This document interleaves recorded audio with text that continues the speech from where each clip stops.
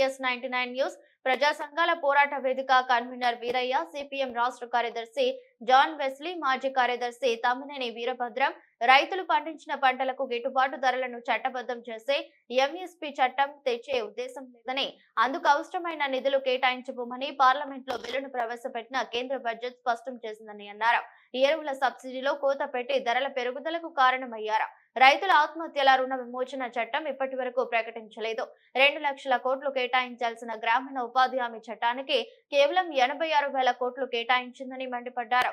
కార్మికులకు కనీస వేతనాలు పెంపుదల, ఇతర పారిశ్రామిక ప్రజల ఆదాయాల మెరుగుదలకు ఈ బడ్జెట్ లో ప్రతిపాదనలు లేవు. యాజమాన్యాల కోసం తెచ్చిన లేబర్ కోడ్స్ ని అమలు జరపాలని, 40 కోట్ల మంది అసంఘటిత రంగ కార్మికులకు సామాజిక భద్రతా అంశాలపై బడ్జెట్ లో ప్రస్తావన లేదు. 16% జనాభా ఉన్న ఎస్టీలకు కేవలం 5%, 15%గా ఉన్న మైనార్టీల సంక్షేమానికి కేవలం 0.05 మాత్రమే బడ్జెట్ లో నిధులు కేటాయించి చేతులు దులుపుకున్న వైనం. శిశు సంక్షేమ అభివృద్ధికి కేటాయింపులు నామమాత్రంగానే ఉన్నాయని అన్నారు.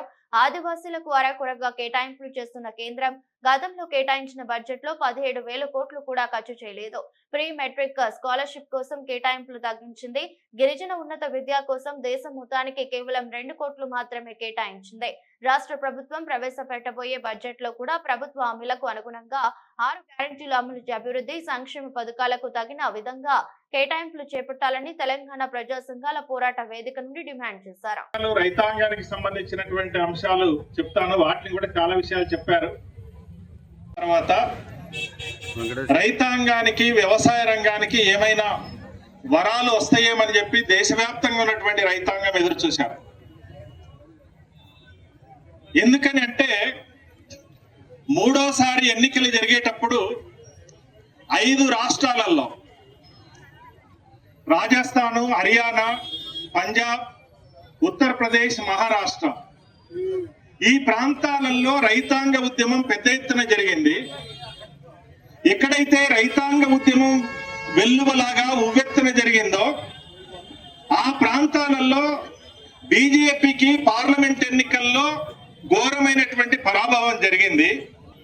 ఈ గుణపాఠంతోనైనా వాళ్ళు తీసుకొచ్చినటువంటి 3 వ్యవసాయ చట్టాలు ఏవైతే ఉన్నాయో వాటిలో మార్పు, అదే రకంగా బడ్జెట్ లో ఏమైనా రైతాంగానికి ఉపయోగపడేటువంటి అంశాలు వస్తాయేమని చెప్పి భావించినాం.